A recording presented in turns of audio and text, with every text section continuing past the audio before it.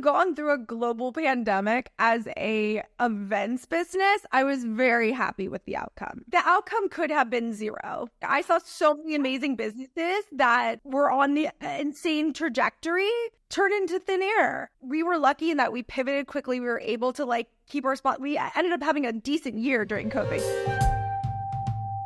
Hey everyone, it's Carrie and I'm back with another episode of The Exit Whisperer. It's a gorgeous day today. I'm surrounded by beautiful plants and sunshine. And if you're watching this, you see the light hitting my face in a lovely way. And it feels like I'm almost at an influencer event, perhaps a Create and Cultivate event. I am not at a Create and Cultivate event, but I did interview Jaclyn Johnson, who was the founder of Create and Cultivate, and now, once again, one of the owners of Create and Cultivate after she bought it back after selling it for a cool $22 million. By the way, that's not the first business that she sold. She sold an agency while she was creating Create and Cultivate on the side. She somehow had the brilliance to carve that part of her business out, grow it, and sell it just a few years later. Really, really interesting interview here from Jaclyn. If you don't know Create and Cultivate, it's just the coolest event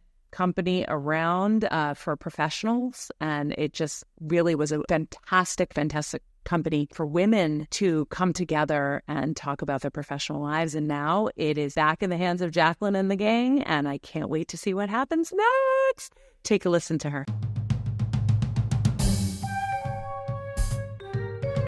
She just sold her company. She sat in a room full of men negotiating the biggest deal of her lifetime. Wait, she sold for how much? I can't even believe she managed to get double her valuation. Let's keep this just between us.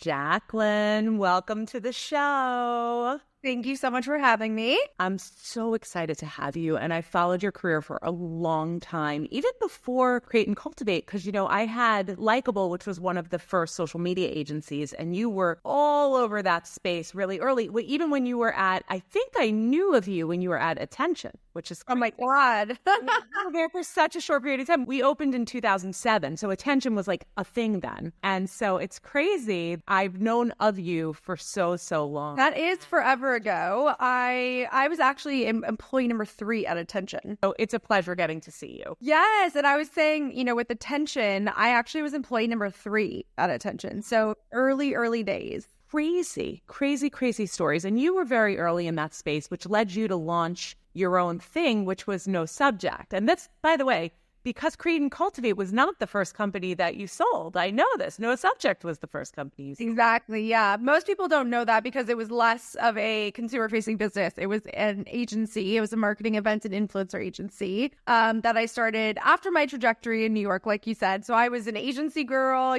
doing the Attention thing. I went over to iCrossing to help build out their service lines for social media because it was really just starting out there. And then I went in-house to Interactive Corporation and then was transferred to Los Angeles, got laid off, and then that is what led me to start my first company, No Subject. It's so often that in a services-based business like that, that is the start. The start is you no longer have a job, you have all of your smarts, you can offer it to the world, and then a business comes of it. So it's really interesting that that's how you launched No Subject. And you started with a partner that I know you didn't stay with through the whole journey, but you opened it with a partner. And the thing that I thought was interesting about this was the complementary skill sets, right? Like you knew social media and she actually knew events at the time, right? Yeah, which is wild, to look at so many years later thinking I am now the events person, right? But It was, we basically started by sharing office space. That's kind of how it happened. And I was running my, freelance social media marketing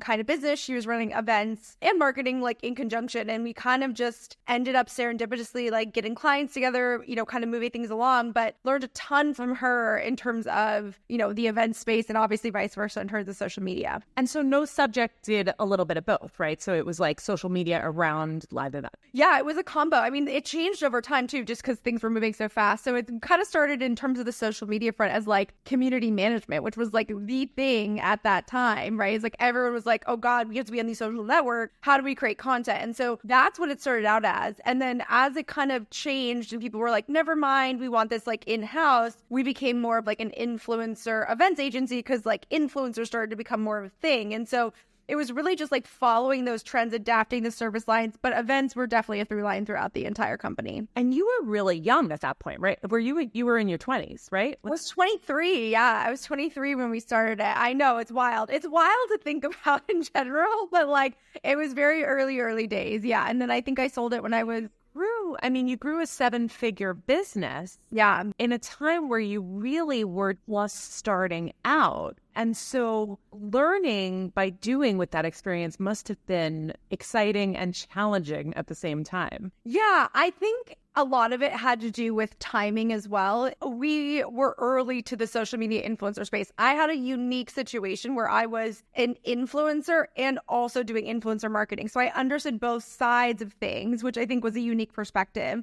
I understood kind of how to work with creators early on, whereas like most people didn't or weren't even pitching those services. Like the larger agencies couldn't even keep up or launch a service line quick enough, whereas we were kind of first to market on that side of things. And so we were able to pick up clients like Urban Decay, Estee Lauder, Uber, like huge names, because no one was really offering that, especially on the West Coast, I would say. So it was kind of like right time, right place, and then also right expertise that we had. Even the language that you're using didn't really exist at that time. Like, no, yours was not a thing. Like, you were so ahead of the game with all of that. And yeah, sure, that led to a big rise.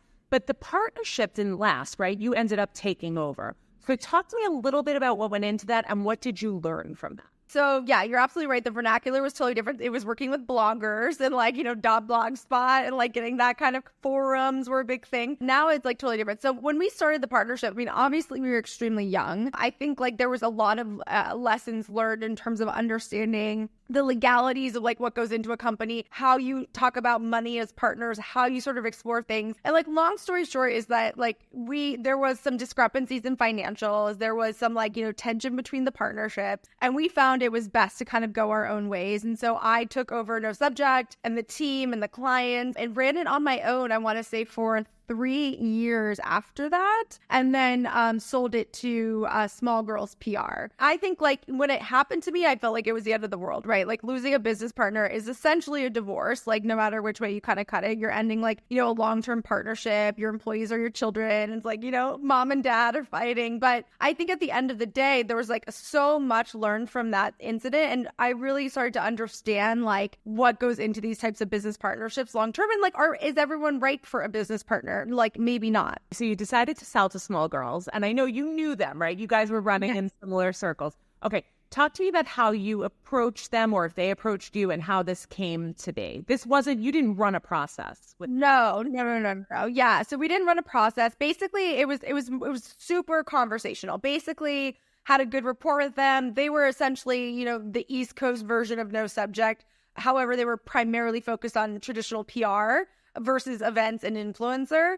But we're kind of dabbling in that. We kind of dabbled in traditional PR. So we had like similar complementary service lines. We had thrown each other into business over the years. We obviously liked each other as human beings, which is great. And essentially like the way it sort of happened was, and there was this conversation about Small Girls opening a West Coast office. And, they, kind of came to me and were like, what do you think about this? Like, we love what you guys are doing. Obviously, they were much larger than we were. I think they were like 30 plus employees. I think we were like 5 or 6. And so essentially it was like, hey, like, would it make sense to do something? And what does this look like? And so that conversation started actually quite early. I want to say like 2014. And then essentially got put on the back burner because they had other things going on. They were like buying a new office space or something. Like something kind of happened. But like, we're like, okay, that was cool and interesting. Let's keep the conversation going. In the meanwhile, while that conversation was still happening, Create and Cultivate started to really take off. And so basically at that point, Create and Cultivate was running through No Subject. But then essentially in like 2015, I broke it out and brought on a partner into Create and Cultivate, got a separate team. So it had like different team members, different company, different, all sorts of different things. So I started running both. And so when Small Girls came back, like in end of 2015, they're like, okay, like let's get this deal done. I was like, oh, it's complicated now. Like I have this company. And at the time, CNC was literally nothing. But I see like such a big opportunity. And so basically they were like, what does this look like? And so I basically outlined what it could look like, you know, where I was like, listen, you guys take on our pipeline of, you know, a couple $1 million. You take on an amazing team. You get an awesome office space in LA. I'll stay on for a year. I'll work on Create and Cultivate on the side, see if it's a thing. And then after a year, we can discuss if I want to go like full-time at Small Girls, full-time at Create and Cultivate. And long story short is I ended up going full-time at Create and Cultivate and like running that business. But it was a unique deal structure, but went through all the same diligence, all of that kind of stuff, all the legalities, all, you know, all the things that you do go through. But I think it was just like a unique deal structure in general because of the situation. One thing that you talk about here when you said, oh, you go to Create and Cultivate full time is the decision to carve out, because I think like one of the key decisions of your life, when I'm looking at your whole, you let Small Girls acquire you in a less traditional, you know, like a fashion that could work, right? It worked for them. It worked for you. Fine. But you carved out Create and Cultivate, even though at the time it was a baby, right? Like, well, how much revenue was Create and Cultivate doing when Small Girls acquired you? Truly nothing. I mean, I would say maybe like a couple $100,000 a year. Like, but like it was really a side project. How simple it would have been to just say, okay, let's add this, put it as one thing, and how fortuitous and smart and all of it to separate that. I mean, that to me, there's so many parts of your story that are amazing, but that I think is my favorite. Like that one choice to say, I'm going to keep this out, I'm going to work it on the side, and then going to do it full time.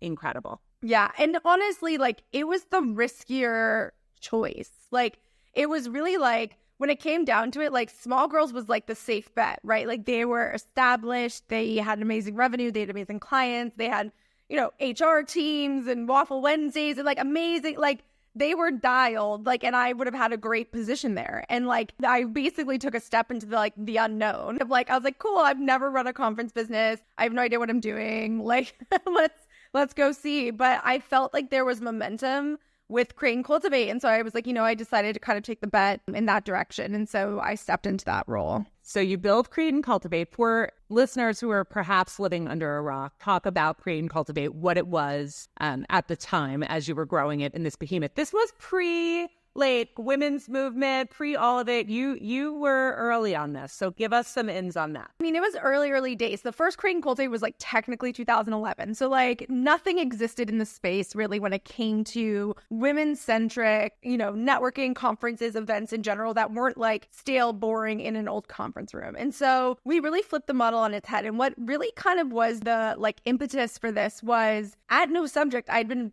throwing these like insane influencer events for brands, huge budgets, gorgeous flower walls, everyone's posting on Instagram. Like, again, this is the heyday of like that starting. And I remember my sister, who's a wedding photographer who lives in Florida, was like, oh my God, I would die to go to an event like that. And I thought it was such an interesting insight where I was like, yeah, why aren't there consumer events that look and feel and kind of have that same influencer vibe that also talk about interesting and cool things? And so the first Create and Cultivate was like very different than obviously like the last ones, but it really started as this like really beautiful curated event where it was like you felt like the influencer attending. And so that was a unique kind of take on this space. So that was like one part of it, right? The other part of it was, you know, it was the beginning of women taking on leadership roles, CEOs, founders, and I shouldn't even say CEOs, really starting companies and building companies. Like that was really the start of it. Women in venture, all these things were kind of simultaneously happening, yet no one was having these like real, honest, raw conversations about it in different spaces. Also, at the same time, the creator economy was starting to form and people were starting to talk about content. And so we kind of married all these things together. We're like, here's a beautiful, amazing, gorgeous event that's extremely well produced and high quality. Here's awesome content about building a business or starting a business or launching a business. Oh, and we're also talking about this thing, Instagram, that like everyone's kind of obsessed with. And we're bringing in awesome content creators to share their views. And so it was kind of this perfect storm of like, what people really wanted, and it honestly took on a life of its own. Okay, so it just worked. One thing that when you're describing it, I never thought of it this way before, you sort of like democratized the influencer space, right? It was like the influencer experience for all. Yes, exactly. Okay, so now you are, I mean, you always were because you were an influencer and you had a lot of attention, but now you're like this media darling in this event space. And as you're growing, the offer that you took wasn't the first offer that you got, right? There was a biggie Can you talk to me a little bit about that? Yeah, so pretty wild. So essentially, having now gone through the process with Small Girls, I understood like multiples, EBITDA, like all the things that kind of go into this like deal making process. And so I knew when building Create and Cultivate, I was like, we build this to sell. It was obviously an easier business to sell than like a service business because you're like, okay, this is a brand that easily plugs into a ton of different media companies. So it makes it like kind of this sweet spot for other brands to grow. And that makes sense for a strategic. My business partner on Create and Cultivate ran Digital Brand Architects, DBA, which was like one of the first influencer agencies. And basically what had happened was a few different things. One was that in 2018, which we were pretty new, like at that point, we were like 2 years formed as a solo company, really like 3-ish years into the business, 8 employees, like small, 8 million in rev, like growing fast, but like new by all means, like no C-suite, no nothing, like just me and like 7 people like figuring it out. So we got approached by Refinery 29 and then shortly after a few other people. And so it was like, it really like started as this kind of casual conversation. We're interested, blah, blah, blah. Simultaneously though, my business partner was going through a process for her company. And so she was like, wait, like if you're getting multiple offers and attention, like you should just run a process. Like it's like you kind of have to build the momentum around the deal and like all these different things. So we basically, I was like, we'll use the same banker. We have, it's easy. Like we can kind of like quickly like wrap this into a process. So we did a process. We had like 15 buyers interested. I think like 6 did LOIs. And I mean, it took over my life. Like we were small. I had no like CFO. I was just like running this process with like the banker team who was great and like really supportive, but like it took all my attention and energy and we got really, really close to a deal. So basically, we were at the finish line with this company. It was a public company, gotten through diligence, gotten through the negotiations, gotten through the purchase agreement, gotten through my employment agreement. Like it was as done as a deal can be. And then they like pulled the plug in the nth hour. And even our M&A lawyer was like, I've been doing this for 25 years. I've never seen anyone pull the plug this late in the game. And it was awful. It was the worst day of my life. Why did they say they pulled it? What was it? So there's like 2 reasons I think. Okay. The reason they gave and the reason I actually think it was a combination of things. One was the markets. Like the markets did like a little dip and da-da-da-da. And like, sure, you can say that. Fine. But I think transparently, it was because of a week before the deal was going to close, a deadline article came out that I had signed with CAA. I didn't think that I had been with talent agencies forever. I'd been an influencer before I'd been a CEO. So it wasn't like this like really big surprise. It was just sort of like, oh, like this deadline announcement had come out and I'd signed with CAA. And that like really rubbed them the wrong way. Like they were basically like, oh, you're just trying to be famous. And I was like, what? Like famous for what? Like I was like, I'm famous because I'm a successful entrepreneur. Like if this company doesn't work, like one begets the other. But again, this is 2018. So it's like the idea of the like influential C-suite executive didn't really exist, nor did people know what to do with it, right? So it was like this weird thing of like, well, what do you want to go do? And I was like, no. And I obviously like try to squash it as much as possible. And then they got over it. But long term, I do think there was it was a little bit like key man issue where they were like, okay, like you're integral to the business. We've tied you into this contract, but like, why are you doing this? And like, where does this revenue go? It was like this weird thing. And 2 was like, I didn't have the C-suite like line of defense to kind of protect me in those situations where I was deal direct the entire time. Because we're so small, like who else is going to represent the company? Whereas like on the second time around, like after that deal had fallen apart, I immediately brought in a C-suite. I was like, never again. And truly my CFO on the second round really quarterbacked the entire deal where I was like, I'm not taking my eye off the prize. I'm not like, I need to focus on the business and keep the business moving. But like, you can go focus on this deal. Obviously, bring me in when need be. And like, obviously, I'm privy to all the conversations. But like, being so deal direct when you're not only the CEO, but the face of the business can be really challenging. And it can be a harder thing to navigate when you're trying to negotiate what that looks like. I'm going to ask you like a real first world problem right now, which is the first time you went to sell, the valuation was like astronomically bizarre. And then, I mean, maybe not bizarre, but like it was astronomical. Yeah. Second time you had an amazing valuation that was not the same as the first. Yes. were you able to reconcile or feel how great this valuation was with the past one hanging in your rearview mirror? I mean, no.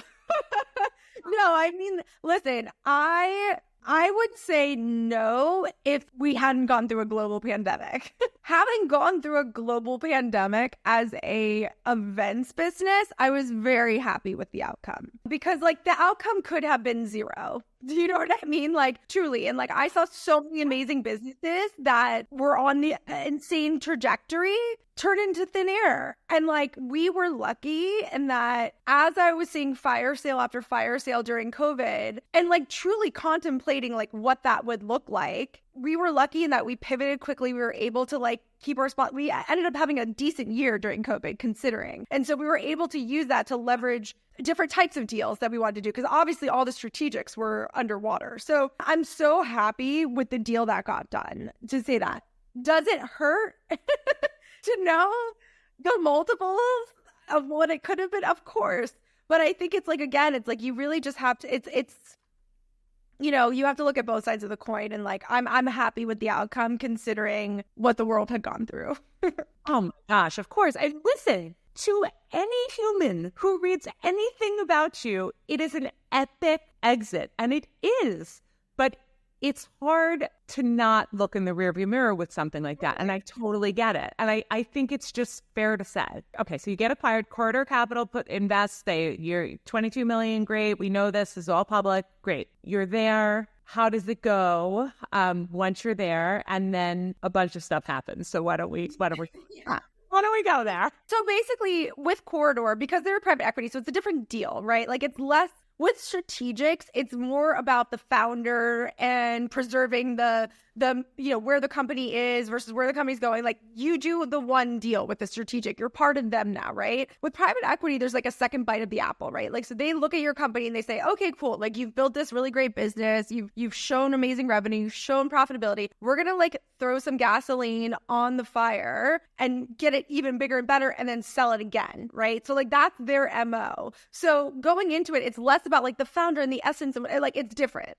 So I had been pretty open with them and saying like, I want to step down as CEO. Like I didn't like hide that from them. And I said, I'm here to stay, like as long as you need me while we try to find the right fit. Cause obviously that takes a while, but like long-term for this business, and especially this is 2021, it's like we're still in the unknown of like our events coming back. Is it digital only? And like our digital business was doing really well. And like I long-term was like, you know, it seems like we probably need to pivot more into like a traditional media company. And so bringing in a CEO with like traditional media experience and like digital media feels like a right move, right? You know, and like from the event side, like we're kind of a well-oiled machine at that point. So like, I don't think you need a CEO that like is events heavy, right? So, you know, we kind of had this conversation. We interviewed a ton of people and we found an amazing CEO, Kate Spies, who came in. And basically at that point, like I stepped away. So I basically had like 2 years of like being on the board, obviously having a piece of equity, but really like doing the podcast, you know, supporting the team when I needed to, like occasionally, but like truly like hands off. And I was like, yes, that was hard in some ways, but also I, like was the right decision for the business because, you know, it was a totally different business. I mean, you're dealing with investors and high growth and all those different things. And also a like really tricky market, right? So I took a step back. I left. I started doing like some of my own stuff, which was interesting. I went and launched a $20 million fund. I started running that for a family office, which was really fun. I, you know, was consulting. I started coaching. I started a mastermind with Ali Webb and Marina. So I started doing other things, you know, and obviously creating Cultivate, you know, was always part of my identity and continued to be part of my identity. Cut to like this 2023. It was a really challenging market. The company, they had thrown like, you know, a pretty significant amount of debt on the company, which is what private equity does. And so essentially came down to like the board deciding like, okay, I think we're going to like look to sell the business. And, you know, for me, it was like kind of interesting to be like, okay, like who are we selling to? Like initially I was like, okay, who are those strategics that like were interested early on that we could like find a nice home for the business? Like it never crossed my mind that like I would take it back. And then like as it kind of progressed on the line, like it kind of hit me in this weird way where I was like, I actually think like I could turn this around and like I could do something really different and like really meaningful with Create and Cultivate. If only like I could take it down to the studs a little bit. Cause it's like, it's almost like the too big to fail thing where it's like, you're so big and there's so much expectation. There's so many employees and there's so much like riding on the company that it's like hard to do anything new and like be creative and move fast and like all those things, right? And so I basically like offered it up as like, listen, like if we're going to bring this out, I'd love to like be considered. And so essentially we, after like a lot of conversations with the lender, the PE firm, like everything, it was like weirdly right timing. It weirdly made sense where they were like, basically like, if you're interested, we can do a deal. So we ended up doing like a pretty unique deal to get the assets basically over to me and my new partners in the business, which is bittersweet, right? Like I didn't expect this. I didn't know. I feel like, again, if it was just me on my own, I probably wouldn't have done it. But I had these amazing partners who had really understood two things that like the company needed. One is like how to monetize the audience through high ticket, high value experiences. So retreats, masterminds, things of that nature that like we never did. We were always just like free events, big ticketed conferences, nothing smaller niche. So like Marina's expertise lies in that. Matt, her husband, is the founder of Future Proof, which is like the largest wealth conference, multi-day event, festival style event. Yeah. And like we could never get to that festival style because it was like we were bootstrapped. It was really challenging and difficult. Like, so it was like, okay, like I have these two people who like have this unique skill set that like I don't personally have. I have the unique skill set that they don't have. And so like collectively, I felt like we could really build something meaningful in like a 2.0 version. And so one thing led to the other and like basically got the company back starting from scratch, you know, like in many ways, but have a really established, amazing brand. And it's been a wild ride. And so we took back the business in February. So it's been pretty crazy. Okay. So that I understand it, because I think it makes complete sense and I think it's genius, but I want to make sure that I understand. So if private equity comes in, they take out lots of debt on the business, they invest in the business then, out of all the businesses they invest in where they have a fund, they say, okay, we're going to invest in X number of businesses and X number of them we're going to be able to flip to sell in a great way, and then the others, whatever. So Create and Cultivate is not where they wanted it to be. They're like, let's basically liquidate, sell it where we can, whatever we can. Yeah. And you come in and you say, okay, I can take this down to the studs and do it. And you have two partners and they allow you to do that. Is that the case? Exactly. That's it. I got Yeah.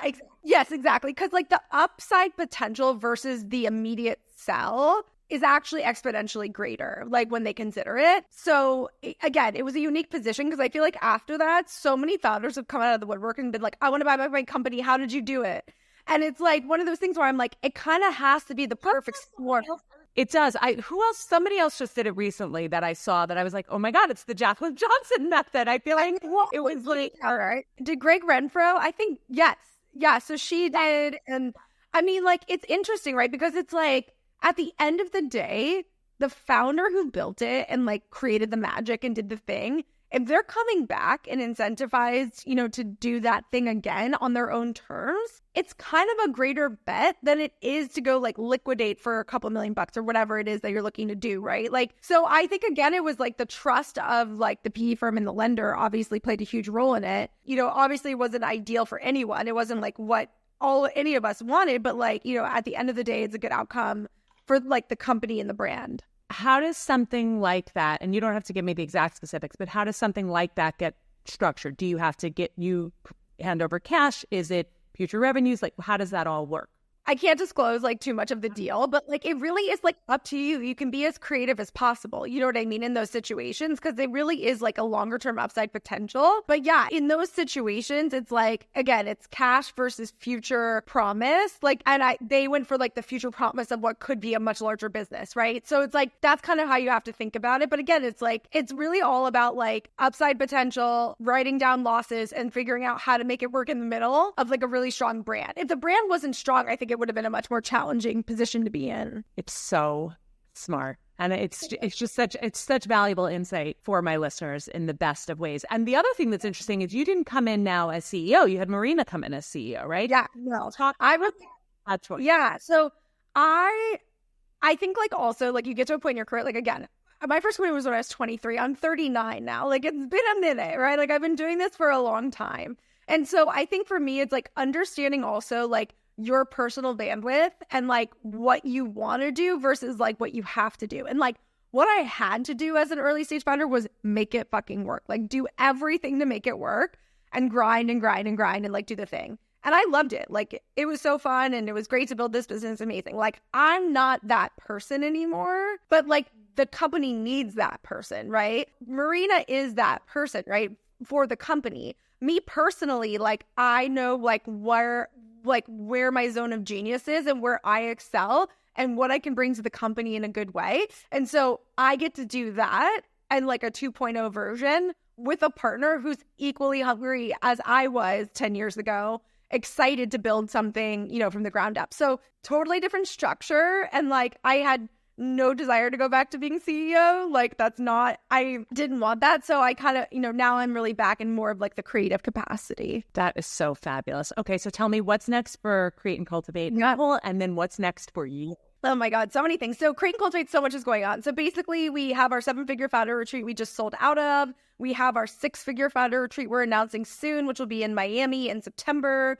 We're launching our first bigger event in New York in October. It'll be our offsite 500-person event in New York City. And then next year, we're launching our festival, which will be our first ever multi-day event. So that'll be happening over the summer in Los Angeles, which we're super excited about. So lots going on there. The team is growing. We're building, and the podcast is to relaunch. Like lots of new stuff going on, and the community has been so receptive to it. So it's great. I'm also the co-founder of a company called Cherub, which again started before this had all happened. But Cherub is a double-sided marketplace connecting angel investors and entrepreneurs using dating app mechanics. So you basically can go on as a founder, dictate the type of angel investors you're looking for. You can host a beautifully designed data room. And then on the angel side, you can have all your investments in one place, get qualified deal flow that you only get if you double opt in. So I like you, you like me, let's chat. And we're building a really amazing community of founders and funders. So that's awesome. There's been $2 million deployed to Cherub brands through the platform from angels. So we're getting founders funded, which is awesome. So I've been working on that as well. And that's kind of it for me. I mean, I'm pretty busy between the two things. It's been really fun. That is so awesome. And I'm so excited for you. I'm so excited to see what you do with Create and Cultivate. And it's been a wild ride. And I love to get to hear the whole story. It's so funny. I think when I originally was scheduling this, it was before you bought it back. And I'm so glad that we got to this point because that part of the story is so important and valuable for people to hear. Oh my God. Yeah, no, I love sharing it because I think, again, especially women, like, you know, as you're exiting your business, I feel like there's so many questions and you don't know until you know. And so it's so important to tell these stories. Okay. So one final question for you. I know your parents were entrepreneurs, right? Growing up. Is that right? Small business owners? Okay. Yes. So how did you feel about money growing up, and has that changed as you've gotten more successful? Yeah, so my mom is like a amazing bookkeeper. I jokingly call her like the unofficial CFO of like all my companies. She definitely helped me with like falling in love with the numbers, where I was definitely more of the creative strategist type for a long time. So that was really important to me. So my mom always, like, again, growing up, like taught us the value of a dollar, helped us build our credit. Obviously very like conservative financially and like how to kind of like, you know, approach things, like don't build up a ton of debt. So I grew up like very luckily with like a really smart financial woman who was like, you need to be financially independent. And so I got very lucky in that phase. I would say now it's interesting because I'm really proud of not only the exit for Create and Cultivate, but how I've really been smart about investing in real estate. I've also had amazing exits from angel investments I've made. And so I've been able to diversify out the portfolio. But it's funny because like for me, it's like when you start to think about like how money changes you and think like the only things I really spend and splurge on is like travel and real estate. Like those are my things.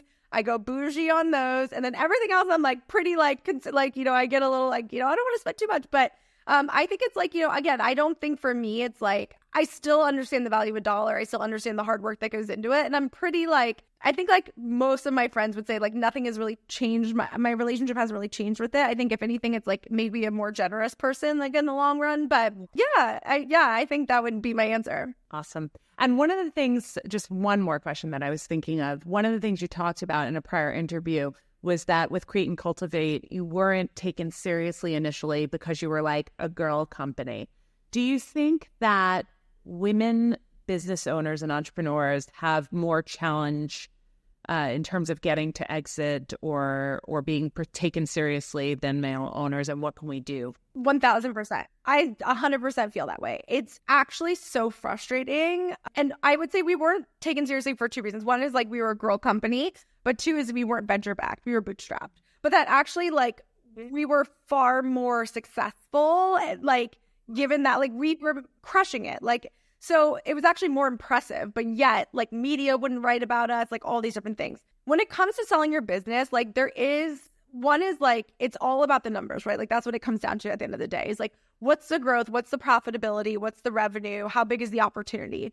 And so I think like when it comes to those things, like the thing that really helped us get this over the line was our banker, right? Like, so having that banker come in is like I would say like the best part of the business, right? Because they come in and they have those relationships, they tell the story really well, and it doesn't have to all be on you. You know what I mean? Like all the time, like you built the thing, you did the hard thing, like let them work and sell this business, you know, in that way. And so, and they take a big chunk. So like, you know, let them kind of come in and do that. But taking your business seriously is like the biggest key, right? Like with proof is in the pudding. When you see the numbers, like that's where it's at. And I'm proud of the headlines we've gotten about it because I think it's important. And it's like, it's been awesome to see actually like post some of these companies like Betches, you know, selling and like all these girls. I'm like, yes, like this is great. These headlines are important. Like we need to talk about it. And Betches was also self-funded. And so seeing these media companies that have absolutely crushed it and getting the attention they deserved is so important. Fabulous. And very clear that you learned it from your mama. I love it. I love that CFO, the unofficial CFO. Well, Jaclyn, it's great to have you on the show. Thank you so much for sharing your wisdom. Thank you so much for sharing openly and honestly about exits and money. And it's really, really important that we get our stories out there and share, because if you cannot see it, you cannot be it. And it is really important that women see that this is possible. Yep, absolutely.